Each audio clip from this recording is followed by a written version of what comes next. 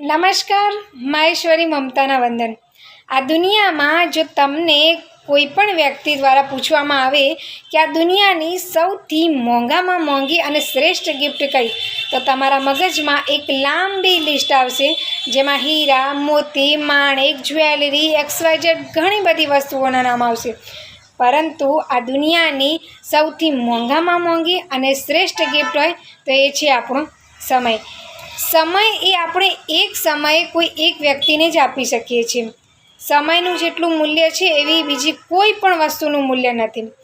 જો કોઈ પણ વસ્તુમાં કે કોઈ પણ કામમાં જો યોગ્ય સમય આપવામાં આવે ને તો એનું શ્રેષ્ઠ સર્જન થઈ શકે છે।